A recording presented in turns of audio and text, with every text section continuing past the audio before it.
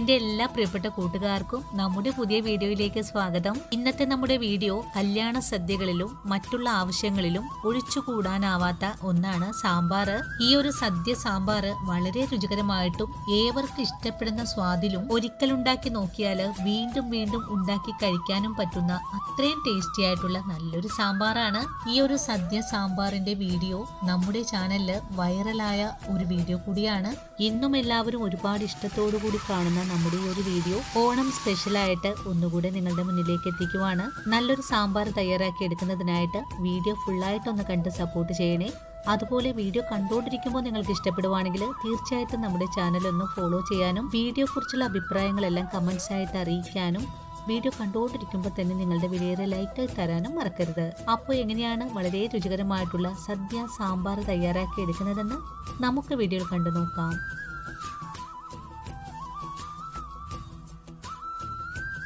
Catering special വറുത്തരച്ച സദ്യ സാമ്പാർ തയ്യാറാക്കി എടുക്കാൻ വേണ്ടിയിട്ട് ഞാനിവിടെ കുറച്ച് കഷ്ണങ്ങളൊന്ന് കട്ട് ചെയ്ത് വെച്ചിട്ടുണ്ട്. 1/4 കിലോ അളവിലെ വെണ്ടയ്ക്കയും 2 മുരിങ്ങക്കായയും 1/2 കിലോ കുമ്പളങ്ങയും 1/2 കിലോ തക്കാളിയും 200 ഗ്രാം അളവില് കൊച്ചുള്ളിയും ഒരു 5 ചുള വെളുത്തുള്ളിയും എടുത്തു വെച്ചിട്ടുണ്ട്. ഞാനിപ്പോൾ ഇത്രയും കഷ്ണങ്ങൾ ചേർത്താണ് സാമ്പാർ തയ്യാറാക്കുന്നത്. നിങ്ങൾക്ക് ഇതിലും കൂടുതൽ കഷ്ണങ്ങൾ ചേർത്ത് സാമ്പാർ തയ്യാറാക്കാൻ താല്പര്യമാണെങ്കിൽ ചേർക്കാവുന്നതാണ്. കഷ്ണങ്ങൾ എത്ര തന്നെ എടുത്തു കഴിഞ്ഞാലും നമുക്കതിലേക്ക് കൂടുതലായിട്ട് സാമ്പാറിന് ടേസ്റ്റ് കൂട്ടാൻ ചേർക്കുന്നത് കൊച്ചുള്ളിയാണ്. സാമ്പാർ കഷ്ണങ്ങളൊന്ന് കട്ട് ചെയ്ത് മാറ്റി വെച്ച് കഴിഞ്ഞാൽ സാമ്പാർ തയ്യാറാക്കാനുള്ള ആദ്യ സ്റ്റെപ്പായിട്ടുള്ള പരിപ്പാണ് നമുക്ക് വേവിച്ചെടുക്കേണ്ടത്. ഞാനിവിടെ എടുത്തിട്ടുള്ളത് തുവരപ്പരിപ്പാണ്. 180 ഗ്രാം അളവിലാണ് തുവരപ്പരിപ്പ് എടുത്തിട്ടുള്ളത്.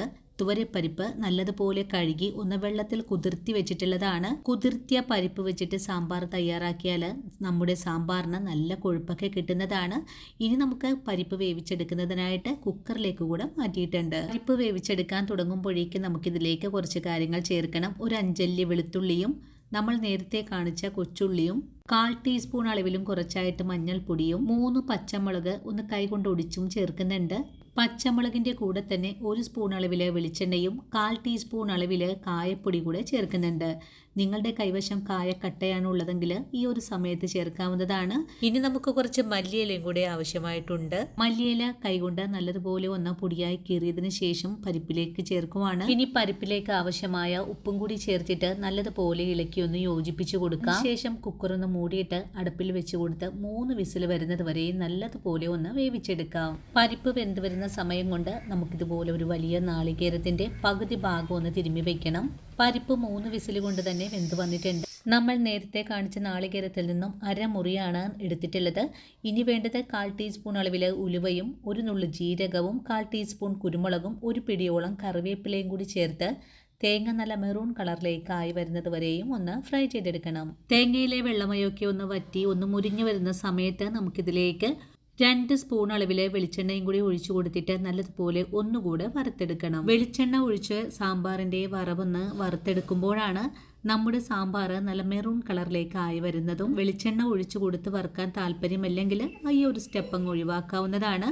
ഇപ്പോൾ നമ്മുടെ നാളികേരം നല്ലതുപോലെ മെറൂൺ കളറിലേക്കൊന്നായി വന്നിട്ടുണ്ട്. ഇനി നമുക്ക് ഫ്ലെയിം അങ്ങ് സിമ്മിലേക്ക് വെച്ച് കൊടുത്തിട്ട് 1/4 ടീസ്പൂൺ അളവിലും കുറച്ചായിട്ട് മഞ്ഞൾപ്പൊടി ചേർക്കാം. മഞ്ഞൾപ്പൊടി ചേർത്ത് ഒന്നുകൂടി നാളികേരം വറുത്തെടുത്തതിന് ശേഷം 1 സ്പൂൺ അളവിൽ കാശ്മീരി മുളക് പൊടി കൂടെ ചേർക്കാം. മുളക് പൊടിയും ചേർത്ത് ഒന്നുകൂടെ ഫ്രൈ ചെയ്തെടുത്തതിന് ശേഷം ഫ്ലെയിം അങ്ങ് ഓഫ് ചെയ്ത് കൊടുക്കാം. ഇനി ചട്ടിയുടെ ചൂടാറി വരുന്നത് വരെ നമുക്ക് നല്ലവണ്ണം ഒന്ന് വറുത്തെടുക്കണം.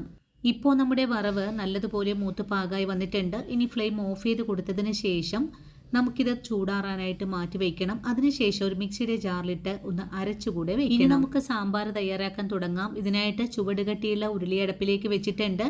ചട്ടി ചൂടായി കഴിഞ്ഞാൽ നമുക്കിതിലേക്ക് 1 സ്പൂൺ അളവിൽ വെളിച്ചെണ്ണ ഒഴിച്ചു കൊടുക്കാം. വെളിച്ചെണ്ണ നല്ലവണ്ണം ചൂടായി വരുമ്പോൾ നമുക്കിതിലേക്ക് 1 സ്പൂൺ അളവിൽ കടുക് ചേർത്തൊന്ന് പൊട്ടിച്ചെടുക്കണം. കടുകും പൊട്ടി വന്നു കഴിഞ്ഞാൽ വറ്റൽമുളക് ചേർക്കാം. കൂടെ തന്നെ കറിവേപ്പിലയും 1 പിടിയോളം മല്ലിയില കൂടി ചേർത്ത് നല്ലവണ്ണം ഒന്ന് മൂപ്പിച്ചെടുക്കാം. വറവ് നല്ലതുപോലെ മൂത്ത് കഴിഞ്ഞാൽ നമുക്ക് ഈ എണ്ണയിൽ നിന്നും കുറച്ചൊന്ന് മാറ്റി വയ്ക്കാം. ഈ താളിപ്പ് നമുക്ക് കുറച്ച് ഗാർണിഷ് ചെയ്യുന്നതിനായിട്ടാണ്. ഇനി ഇതേ ചട്ടിയിലേക്ക് നമ്മൾ നേരത്തെ കട്ട് ചെയ്ത് വെച്ചിട്ടുള്ള വെണ്ടക്കയും കൊച്ചുള്ളിയുമാണ് ചേർത്തിട്ടുള്ളത്. വെണ്ടക്കയും കൊച്ചുള്ളിയും നല്ലതുപോലെ ഒന്ന് വഴറ്റിയെടുക്കാം. സാമ്പാർ തയ്യാറാക്കുമ്പോൾ വെണ്ടക്ക ഇതുപോലെ വഴറ്റി ചേർക്കുവാണെങ്കിൽ ഒരു തരി പോലും വെണ്ടക്ക വെന്തുടയാതെയും നല്ല പെർഫെക്റ്റ് ആയിട്ട് തന്നെ നമുക്ക് കഴിക്കാൻ കിട്ടുന്നതാണ്. വഴറ്റുന്ന വെണ്ടക്കയിലേക്ക് 1 സ്പൂൺ അളവിൽ ഉപ്പും കൂടി ചേർത്ത് ഒന്നുകൂടെ കൂട്ടിയിളക്കി ഇളക്കി യോജിപ്പിച്ച് കൊടുക്കാം. വെണ്ടക്കയിലെ വെള്ളമയൊക്കെ ഒന്ന് വറ്റി വാടി വന്നു കഴിഞ്ഞാൽ നമുക്കിതിനെ ഒന്ന് ഉരുളിയിൽ നിന്നും കോരി മാറ്റാം. വഴണ്ടു വന്നിട്ടുള്ള വെണ്ടക്ക മുഴുവനും ഒന്ന് കോരി മാറ്റി കഴിഞ്ഞാൽ അതേ ഉരുളിയിലേക്ക് 1 സ്പൂൺ അളവിൽ കൂടെ വെളിച്ചെണ്ണ ഒഴിച്ചു കൊടുക്കാം. ഇനി ഈ വെളിച്ചെണ്ണയിലേക്ക് നമ്മൾ കട്ട് ചെയ്ത് വെച്ചിരിക്കുന്ന തക്കാളിയാണ് ചേർക്കേണ്ടത്. 2 മിനിറ്റ് നേരം മാത്രം തക്കാളിയെ ഫുൾ ഫ്ലെയിം വെച്ച് കൊടുത്ത് വഴറ്റിയെടുത്താൽ മതിയാകും. ഭാഗമൊക്കെ ഒന്ന് സോഫ്റ്റ് ആയി തുടങ്ങിക്കഴിഞ്ഞാൽ പിന്നെ നമുക്ക് ഈ എണ്ണയിൽ നിന്നും തക്കാളിയും കോരി മാറ്റാം. വെണ്ടക്ക വഴറ്റിയ അതേ പാത്രത്തിലേക്ക് തന്നെയാണ് തക്കാളിയും വഴറ്റി മാറ്റുന്നത്. വെണ്ടക്കയും തക്കാളിയും വഴറ്റി മാറ്റി കഴിഞ്ഞാൽ പിന്നെ നമുക്കിതിലേക്ക് 2.5 സ്പൂൺ അളവില് മല്ലിപ്പൊടിയും 1 സ്പൂൺ അളവില് എരിവെള്ള മുളക് പൊടിയും കൂടി ചേർക്കാം. അതിനുശേഷം ഈ എണ്ണയിൽ ഇട്ട് കൊടുത്ത് പൊടികളെ നല്ലവണ്ണം ഒന്ന് മൂപ്പിച്ചു കൂടി എടുക്കണം. പൊടികൾ നല്ലവണ്ണം മൂത്ത് കഴിഞ്ഞാൽ പിന്നെ നമുക്കിതിലേക്ക് കട്ട് ചെയ്ത് വെച്ചിരിക്കുന്ന കുമ്പളങ്ങയും മുരിങ്ങക്കായുമാണ് ചേർത്ത് കൊടുക്കേണ്ടത്. ഇതുകൂടി ചേർത്ത് വീണ്ടും നല്ലതുപോലെ 1 മിനിറ്റ് നേരം ഒന്ന് വഴറ്റിയെടുക്കാം. സാമ്പാറിലേക്ക് ചേർക്കുന്ന കഷ്ണങ്ങൾ ഒന്ന് വഴറ്റിയതിന് ശേഷം ചേർക്കുവാണെങ്കിൽ സാമ്പാറിന് രുചി കൂടാനും അതുപോലെ കഷ്ണങ്ങൾ വെന്തുടയാതെ തന്നെ കിട്ടുന്നതുമാണ്. കഷ്ണങ്ങൾ 1 മിനിറ്റ് നേരം വഴറ്റി കഴിഞ്ഞിട്ടുണ്ട്. ഇനി ഇതിലേക്ക് നമ്മൾ നേരത്തെ വേവിച്ച് വെച്ചിരിക്കുന്ന പരിപ്പാണ് ചേർക്കുന്നത്. പരിപ്പും ചേർത്ത് കൊടുത്തിട്ട് വീണ്ടും നല്ലതുപോലെ തന്നെ നമുക്ക് ഇതെല്ലാം കൂട്ടിച്ചേർത്ത് ഒന്നുകൂടി ഇളക്കി യോജിപ്പിച്ച് കൊടുക്കാം. ഇപ്പോൾ നമ്മുടെ പരിപ്പ് നല്ലതുപോലെ വെന്തൊന്നുടഞ്ഞ് പാകമായി കിട്ടിയിട്ടുണ്ട്. ഇതേ ഒരു പാകമായി കഴിഞ്ഞാൽ പിന്നെ നമുക്കിതിലേക്ക് ആവശ്യത്തിനുള്ള വെള്ളം കൂടെ ഒഴിച്ചു കൊടുക്കാം. ആദ്യം ഞാനിവിടെ പരിപ്പ് വേവിച്ച കുക്കറിൽ 1 ഗ്ലാസ് വെള്ളം ചേർത്ത് ഒന്നുകൂടെ മിക്സ് ചെയ്തെടുത്തിട്ടുണ്ട്.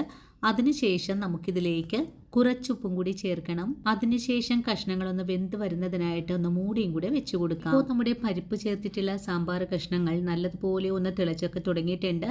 അടിയിൽ പിടിക്കാതിരിക്കാനായിട്ട് മൂടി തുറന്ന് ഇടയ്ക്കിടയ്ക്ക് ഒന്ന് ഇളക്കി കൂടെ കൊടുക്കണം. അതിനുശേഷം വീണ്ടും മൂടി വെച്ച് തന്നെ വേവിച്ചെടുക്കാം. ഒരു 5 മിനിറ്റ് നേരം കഷ്ണങ്ങളെ മൂടി വെച്ച് വേവിച്ച് കഴിഞ്ഞാൽ പിന്നെ നമുക്കിതിലേക്ക് സാമ്പാറിന് ആവശ്യമായ സാമ്പാർ പൊടി കൂടെ ചേർക്കണം.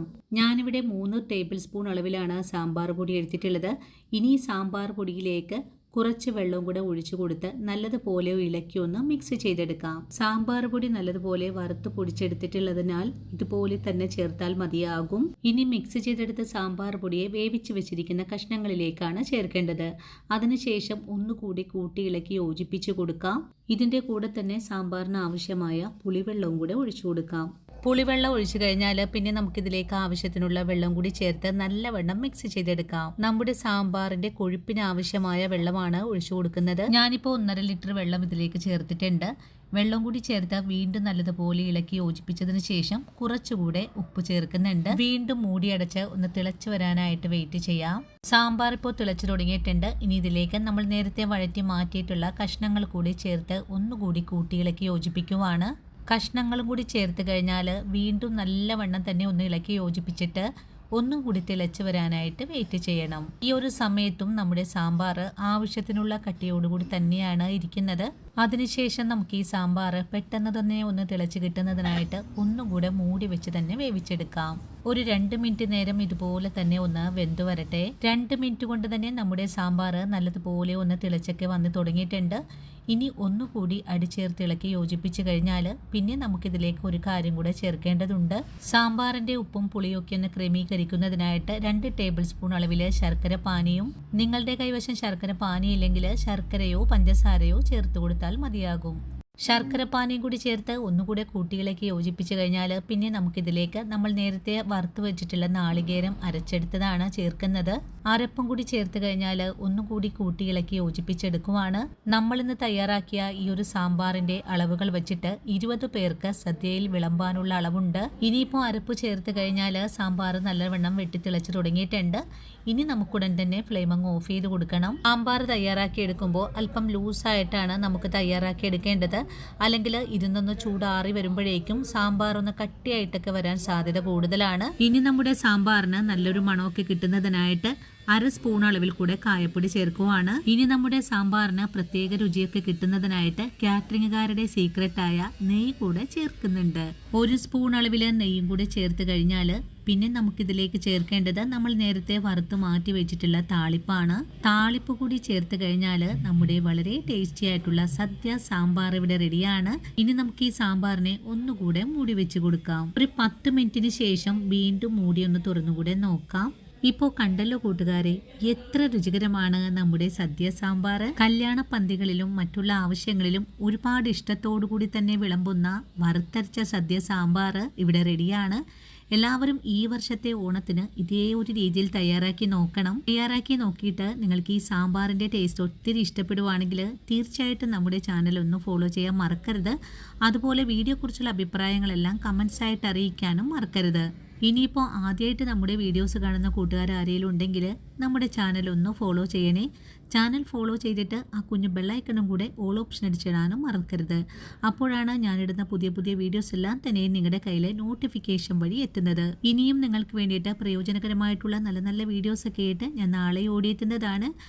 അതുവരെയും വീഡിയോ കണ്ട് സപ്പോർട്ട് ചെയ്യുന്ന എൻ്റെ എല്ലാ കൂട്ടുകാരോടും ഇനിയും കാണാനിരിക്കുന്ന എൻ്റെ പ്രിയ കൂട്ടുകാരോടും ഒത്തിരി നന്ദി സ്നേഹമൊക്കെ അറിയിച്ചുകൊണ്ട് നാളെ രാവിലെ ഓടിയെത്താം. അതുവരെയും ഒത്തിരി സ്നേഹത്തോടെ വീണ്ടും കാണാം.